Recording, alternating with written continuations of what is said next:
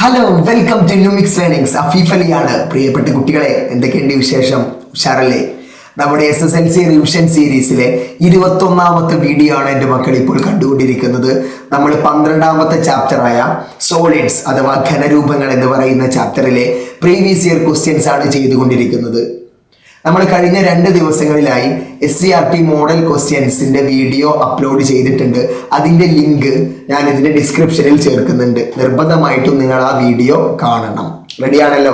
ഇന്ന് നമ്മൾ കഴിഞ്ഞ വർഷത്തെ, അതായത് 2025 മാർച്ച് SSLC പരീക്ഷയ്ക്ക് ചോദിച്ച ക്വസ്റ്റ്യൻ പേപ്പറിൽ സോളിഡ്സ് ഘനരൂപങ്ങളുമായി ബന്ധപ്പെട്ട 3 ക്വസ്റ്റ്യൻസ് ആ ക്വസ്റ്റ്യൻ പേപ്പറിലുണ്ട്. 3 ക്വസ്റ്റ്യൻസ്. ആ 3 ക്വസ്റ്റ്യൻസ് നമ്മൾ ഇന്ന് വർക്ക്ഔട്ട് ചെയ്യാൻ പോവാണ്. റെഡിയാണല്ലോ? അപ്പൊ നമ്മൾ കൂടുതൽ വൈകിപ്പിക്കുന്നില്ല, നേരിട്ട് ചോദ്യങ്ങളിലേക്ക് കടക്കുകയാണ്. സെറ്റാണല്ലോ? അങ്ങനെയെങ്കിൽ ആദ്യത്തെ ചോദ്യം ഏതാണെന്ന് നോക്കാം. ഏതാണ് ചോദ്യം? Diameters of two hemispheres are in the ratio 3:2. Write the ratio of their radii. Write the ratio of their volumes. 2 അർദ്ധഗോളങ്ങളുടെ വ്യാസങ്ങൾ തമ്മിലുള്ള അംശബന്ധം 3:2 ആണ്. അവയുടെ ആരങ്ങൾ തമ്മിലുള്ള അംശബന്ധം എഴുതുക. അവയുടെ വ്യാപ്തങ്ങൾ തമ്മിലുള്ള അംശബന്ധം എഴുതുക. ഇതിലൊരു C ക്വസ്റ്റ്യൻ കൂടി ഉണ്ട് കേട്ടോ. പക്ഷെ ആ ക്വസ്റ്റ്യൻ തെറ്റാണ്. ആൻസർ കീയിൽ ആ ക്വസ്റ്റ്യൻ തെറ്റായതുകൊണ്ട് ആ ക്വസ്റ്റ്യൻ പിൻവലിച്ചിട്ടുണ്ട്. അതുകൊണ്ടാണ് നമ്മൾ അത് ഇതിലേക്ക് ആഡ് ചെയ്യാത്തത്. അപ്പൊ നമുക്ക് ഈ 2 ചോദ്യങ്ങളുടെ ഉത്തരങ്ങളൊന്ന് കണ്ടെത്താം. എന്താണ് ചോദ്യത്തിൽ തന്നത്? ഒരു ഹെമിസ്ഫിയർ, അർദ്ധഗോളമാണുള്ളത് അല്ലെ? 2 അർദ്ധഗോളം.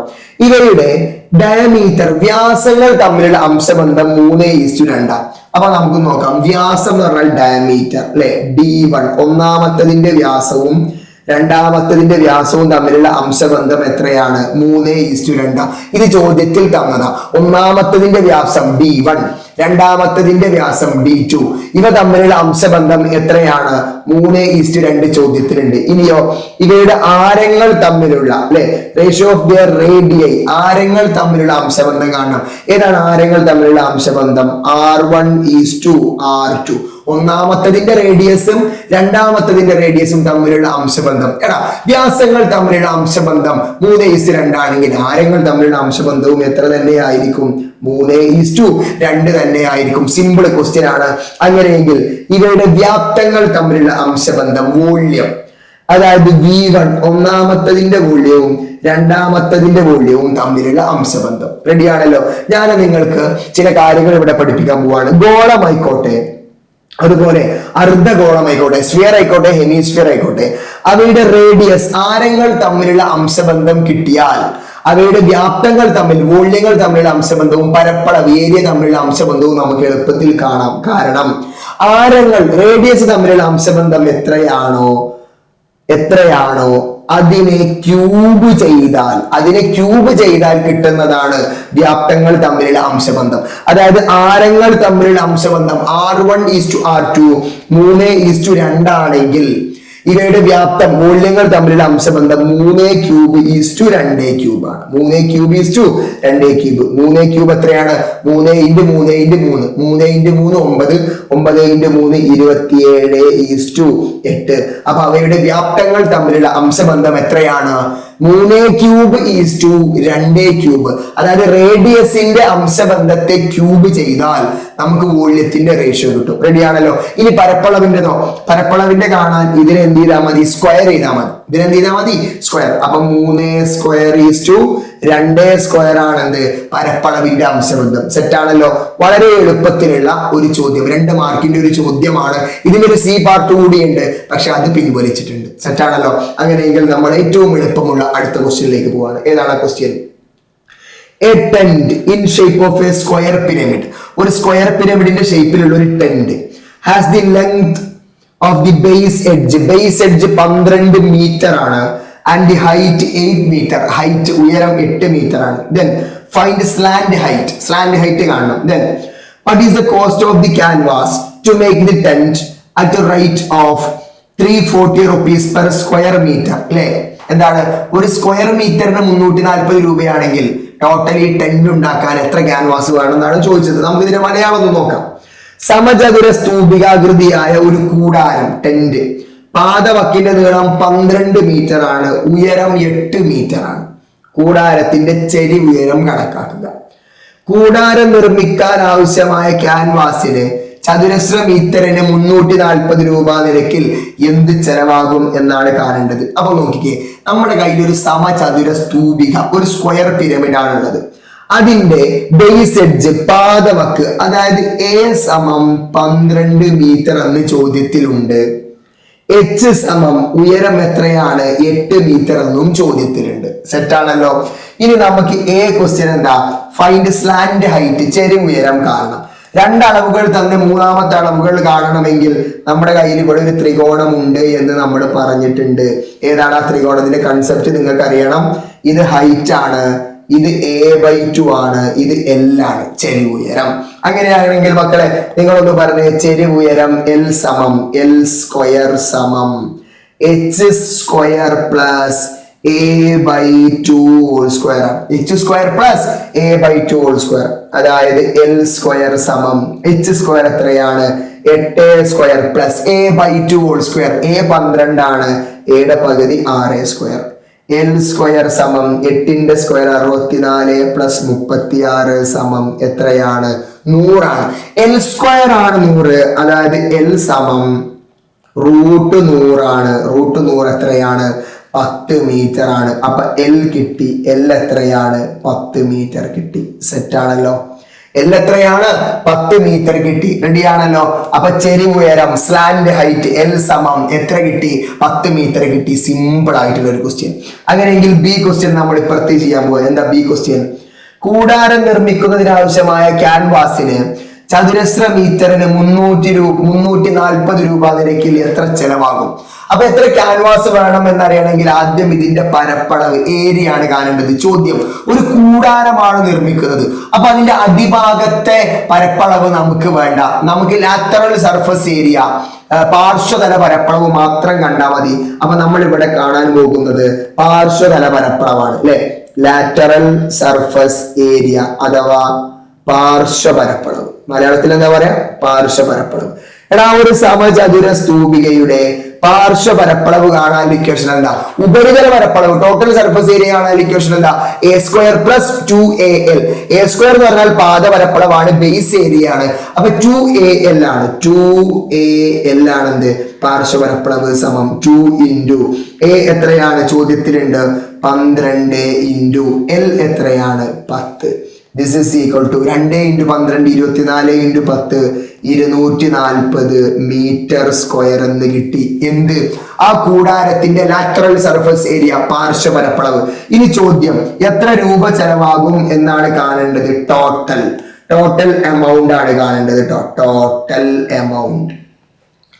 ഒരു സ്ക്വയർ മീറ്ററിന്, ഒരു ചതുരശ്ര മീറ്ററിന് എത്രയാണ് 340 രൂപയാണ്. ഇൻറ്റു ഇവിടെ എത്ര ചതുരശ്ര മീറ്റർ ഉണ്ട്, എത്ര മീറ്റർ സ്ക്വയർ ഉണ്ട് 240. അതായത് 340 ഇൻറ്റു 240 ചെയ്താൽ മതി. 340 ഇൻറ്റു 240 ചെയ്താൽ എത്ര കിട്ടും മക്കളെ? എത്ര കിട്ടും? 816 പിന്നെ 2 0. അത്രയും രൂപയാണ് നമുക്ക് കിട്ടുക. ഇത് നിങ്ങളൊന്ന് ചെയ്ത് നോക്കണം. ഒന്നുകൂടി പറയാം. പരപ്പളവ് എത്ര ക്യാൻവാസ്, അത് ഉണ്ടാക്കാൻ എത്ര ക്യാൻവാസ് വേണം എന്നാണ്. എത്ര ക്യാൻവാസിന് 1 മീറ്റർ സ്ക്വയറിന് 340 ആണെങ്കിൽ ആകെ എത്ര ചെലവാകും എന്നാണ് ചോദ്യം. അപ്പൊ ആകെ എത്ര മീറ്റർ സ്ക്വയർ ഉണ്ട്, എത്ര ചതുരശ്ര മീറ്റർ ഉണ്ട്? 240. അതിനെ 340 കൊണ്ട് ഗുണിച്ചാൽ നമുക്ക് ടോട്ടൽ കോസ്റ്റ്, ആകെ ചെലവ് കിട്ടും. സെറ്റ് ആണല്ലോ. അങ്ങനെയെങ്കിൽ നമ്മൾ ലാസ്റ്റ് ആൻഡ് ഫൈനൽ സിമ്പിൾ ക്വസ്റ്റ്യനിലേക്ക് പോവാണ്. The base radius of a solid metal cone is 12 centimeters and height 18 centimeters. It is melted and recast into spheres of radius 3 centimeters. What is the volume of cone? What is the volume of sphere? Find the number of sphere. ഇത് എളുപ്പമാണ്. ടെക്സ്റ്റിൽ ഇങ്ങനത്തെ ഒരുപാട് questions ഉണ്ട്. ഇതൊരു important type ക്വസ്റ്റ്യനാ. ഒന്നൊരിക്കൽ മറ്റേത് ഉണ്ടാക്കുന്നത് ഒരു പ്രധാനപ്പെട്ട ക്വസ്റ്റ്യൻ ആണ്. നമുക്കൊന്ന് നോക്കാം. ലോഹം കൊണ്ടുണ്ടാക്കിയ കട്ടിയായ ഒരു വൃത്തസ്തൂപികയുടെ പാദ ആരം 12 മീറ്ററും ഉയരം 18 സെന്റിമീറ്റർ ആണ്. സെന്റിമീറ്റർ ആണ് കേട്ടോ. ഇതിനെ ഉരുക്കി 3 സെന്റിമീറ്റർ ആരമുള്ള ഗോളങ്ങളാക്കി മാറ്റുന്നു. അപ്പൊ നമ്മുടെ കയ്യിൽ ഒരു വൃത്തസ്തൂപികയുണ്ട്. ഇതിനെ ഉരുക്കിയിട്ട് നമുക്ക് എന്താക്കണം? ഗോളങ്ങളാക്കണം. അങ്ങനെയെങ്കിൽ ഈ വൃത്തസ്തൂപിക ഉരുക്കിയിട്ട് ഇങ്ങനത്തെ എത്ര ഗോളങ്ങൾ ഉണ്ടാക്കാം, എത്ര സ്ഫിയേഴ്സ് ഉണ്ടാക്കാം എന്നാണ് കാണേണ്ടത്. ആദ്യം നമുക്ക് സ്തൂപികയുടെ വ്യാപ്തം, മൂല്യം കാണണം, ഗോളത്തിന്റെ വ്യാപ്തം കാണണം, ഗോളങ്ങളുടെ എണ്ണം കാണണം. റെഡിയാണല്ലോ. അപ്പൊ ആ ചിത്രം നമ്മളൊന്ന് വരക്കണം. നമ്മുടെ കയ്യിൽ ഒരു കോൺ ഉണ്ട് എന്ന് വിചാരിച്ചോ. ഇതാ ഒരു കോൺ. കോൺ എന്ന് പറഞ്ഞാൽ എന്താണ്? വൃത്തസ്തൂപിക. ഇങ്ങനെ ഒരു വൃത്തസ്തൂപിക ഉണ്ട്. ഇത് ഉരുക്കിയിട്ട് നമുക്ക് എന്തുണ്ടാക്കണം? സ്ഫിയർ ഉണ്ടാക്കണം. ഇത് ഉരുക്കിയിട്ട് നമുക്ക് എന്തുണ്ടാക്കണം? ഗോളം ഉണ്ടാക്കണം. ഇനി പറ, ചോദ്യത്തിൽ എന്തൊക്കെ തന്നിട്ടുണ്ട്? ബേസ് റേഡിയസ് തന്നിട്ടുണ്ട്. ബേസ് റേഡിയസ് ആരം എത്ര തന്നിട്ടുണ്ട് മക്കളെ? ആരം എത്ര തന്നിട്ടുണ്ട്? 12 സെന്റിമീറ്റർ എന്ന് ചോദ്യത്തിലുണ്ട്. ഇനിയോ ഉയരം തന്നിട്ടുണ്ട്. ഉയരം എത്രയാണ് തന്നത്? 18 സെന്റിമീറ്റർ എന്ന് ചോദ്യത്തിലുണ്ട്. കറക്റ്റ് അല്ലേ? ഉയരം എത്ര സെന്റിമീറ്റർ ആണ്? 18 സെന്റിമീറ്റർ. ഇനിയോ നമ്മൾ ഉണ്ടാക്കാൻ പോകുന്ന സ്ഫിയറിന്റെ ആരം എത്ര സെന്റിമീറ്റർ ആണ്? 3 സെന്റിമീറ്റർ ആണെന്ന് തന്നിട്ടുണ്ട്. നന്നായിട്ട് ശ്രദ്ധിച്ചോ. നമ്മുടെ കയ്യിൽ ഒരു കോൺ ഉണ്ട്, വൃത്തസ്തൂപിക. അതിന്റെ ബേസ് റേഡിയസ് പാദത്തിന്റെ ആരം 12 എന്നും ഉയരം 18 എന്നും ചോദ്യത്തിൽ തന്നിട്ടുണ്ട്. ഈ സാധനം ഉരുക്കിയിട്ട് 3 സെന്റിമീറ്റർ ആരമുള്ള എത്ര ഗോളങ്ങൾ ഉണ്ടാക്കാം എന്നാണ് കണ്ടെത്തേണ്ടത്. അതിനാദ്യം നമുക്ക് അതാണ് കണ്ടെത്തേണ്ടത്. ഇനി എ ക്വസ്റ്റ്യൻ നോക്കിക്കേ. What is the volume of cone? കോണിന്റെ വോളിയം കാണണം. കോണിന്റെ വോളിയം എ ക്വസ്റ്റ്യൻ ആണ്. കോണിന്റെ വോളിയം കാണാനുള്ള ഇക്വേഷൻ എന്താ? V സമം 1/3 പൈ ആർ സ്ക്വയർ h ആണ്. എന്താണ്? V സമം 1/3 pi R square h. This is equal to 1/3 into pi into R square ആണ്. ആർ സ്ക്വയർ എന്ന് പറഞ്ഞാൽ 12 ഇൻറ്റു 12 ഇൻറ്റു h എത്രയാണ്? 18 ആണ്. സെറ്റ് ആണല്ലോ. ദിസ് ഈസ് ഈക്വൽ ടു, ഇതിന് വെട്ടിക്കളയാൻ പറ്റുന്നതൊക്കെ നമ്മൾ വെട്ടിക്കളയാം. ഈ ഒരു 3ഉം ഈ ഒരു 12 വെട്ടിയാൽ ബാക്കിയോടെ എത്ര ഉണ്ടാവുള്ളൂ? 4 ആണ് ഉണ്ടാവുക. അപ്പൊ നമ്മൾ ഇത് എഴുതാണ് പൈ ഇൻറ്റു 4 ഇൻറ്റു 12 ഇൻറ്റു 18 അത്രയും സെന്റിമീറ്റർ ക്യൂബ്. നമുക്ക് വ്യാപ്തം ഇങ്ങനെ എഴുതിയാൽ മതി. കാരണം നമുക്ക് വ്യാപ്തം കണ്ടിട്ട് അവസാനം എത്ര ഗോളം ഉണ്ടാക്കാൻ പറ്റുമെന്ന് കാണണം. അതിന് 2 വ്യാപ്തങ്ങൾ, 2 വോളിയം തമ്മിൽ നമുക്ക് ഡിവൈഡ് ചെയ്യേണ്ടതുണ്ട്. ഇനി ബി ക്വസ്റ്റ്യന്റെ ആൻസർ നോക്കിക്കേ. ബി ക്വസ്റ്റ്യന്റെ ആൻസർ എന്താ? What is the volume of sphere? സ്ഫിയറിന്റെ ഗോളത്തിന്റെ വ്യാപ്തം കാണാൻ ഇക്വേഷൻ എന്താ? 4/3 പൈ ആർ ക്യൂബ് ആണ്. This is equal to 4/3 into pi into R cube. Radius ആരം എത്രയാണ്? 3. 3ന്റെ ക്യൂബ് 3 ഇൻറ്റു 3 ഇൻറ്റു 3 ആണ്. ഈ ഒരു 3ഉം ക്യാൻസൽ ചെയ്താൽ ബാക്കി എത്രയുള്ളത്? 4 ഇൻറ്റു പൈ ഇൻറ്റു 3 ഇൻറ്റു 3 അത്രയും സെന്റിമീറ്റർ ക്യൂബ്. സെറ്റ് ആണല്ലോ. അപ്പൊ നമുക്ക് 2 എണ്ണത്തിന്റെ വ്യാപ്തം കിട്ടി. ഒന്നാമത്തിന്റെ വ്യാപ്തം, രണ്ടാമത്തിന്റെ വ്യാപ്തം. കാരണം നമുക്ക് അവസാനം എന്താണ്? ഫൈൻഡ് ദി നമ്പർ ഓഫ് സ്ഫിയറിന്റെ എണ്ണം കാണണം. അതിന് നമുക്ക് ഈ 2 വ്യാപ്തങ്ങളും തമ്മിൽ ഹരിക്കണം, ഡിവൈഡ് ചെയ്യണം. അതാണ് ഇവിടെ കാണുന്നത്. ശ്രദ്ധിച്ചോ. നമ്പർ ഓഫ് സ്ഫിയേഴ്സ്, മലയാളം എന്താണ്? ഗോളങ്ങളുടെ എണ്ണം. ഒന്നാമത്തതിന്റെ വ്യാപ്തം എത്രയാണ്? Pi into 4 into 12 into 18. Pi into 4 into 12 into 18 divided by 18 ആണ്. 18 ഡിവൈഡഡ് ബൈ. ഇനി വോളിയം ഓഫ് സ്ഫിയർ, ഗോളത്തിന്റെ വ്യാപ്തം 4 into pi into 3 into 3. 4 into pi into 3 into 3. Set ആണല്ലോ. സെറ്റ്. അങ്ങനെയെങ്കിൽ നമ്മൾ ഇത് ക്യാൻസൽ ചെയ്യാൻ പോവാണ് മക്കളെ. നമുക്ക് പറ്റുന്നൊക്കെ പൈ ക്യാൻസൽ ചെയ്തു. പൈ ക്യാൻസൽ ചെയ്തു. 4 ക്യാൻസൽ ചെയ്തു. റെഡി ആണല്ലോ. ഇനി ഒന്ന് നോക്കിക്കേ. 3ഉം 18 ക്യാൻസൽ ചെയ്തു. 18ൽ എത്ര? 3. 6 3 ആണ്. 18ൽ എത്ര? 3 ആണ്. 6 3. 3ഉം 12 ക്യാൻസൽ ചെയ്യും. എത്രയാണ്? 4. അപ്പൊ ബാക്കി എത്രയുള്ളൂ? മുകളിൽ 4 ഇൻറ്റു 6 എത്രയാ കിട്ടിയത്? 24. അപ്പൊ മക്കളെ ഒന്ന് നോക്കിക്കേ. ഈ വലുപ്പത്തിലുള്ള വൃത്തസ്തൂപിക ഉരുക്കി ഇതേ വലുപ്പത്തിലുള്ള എത്ര ഗോളങ്ങൾ, എത്ര സ്ഫിയേഴ്സ് ഉണ്ടാക്കാൻ പറ്റും? 24 എണ്ണം ഉണ്ടാക്കാം. ഒന്നുരുക്കി മറ്റേത് എത്ര എണ്ണം ഉണ്ടാക്കാം എന്നുള്ള ചോദ്യത്തിന് 3 സ്റ്റെപ്പാണുള്ളത്. ആദ്യം ഒന്നാമത്തതിന്റെ വ്യാപ്തം കാണണം, പിന്നീട് രണ്ടാമത്തതിന്റെ വ്യാപ്തം കാണണം, എന്നിട്ട് ആ 2 വ്യാപ്തങ്ങളും തമ്മിൽ ഹരിക്കണം, ഡിവൈഡ് ചെയ്യണം. അപ്പൊ എണ്ണം കിട്ടും. ഇങ്ങനെ ഒരു ചോദ്യം വന്നാൽ നിങ്ങൾ ഇത് ഗുണിച്ചിട്ട് ഇതിങ്ങനെ ഗുണിച്ചിട്ട് വലിയൊരു ആൻസറിലേക്ക് എത്തണമെന്നില്ല, ഇത് ഗുണിച്ചിട്ടും വലിയൊരു ആൻസറിലേക്ക് എത്തണമെന്നില്ല. കാരണം നമുക്ക് അൾട്ടിമേറ്റ് ആയിട്ട് എത്ര എണ്ണം എന്ന് കിട്ടണം. അതിന് നമുക്ക് ഇവിടെ ഹരണമുണ്ട്. സ്വാഭാവികമായിട്ടും ഇവിടെയുള്ളതും കുറെ എണ്ണം നമുക്ക് കട്ട് ചെയ്ത് വെട്ടിക്കളയാൻ പറ്റുന്നതാണ്.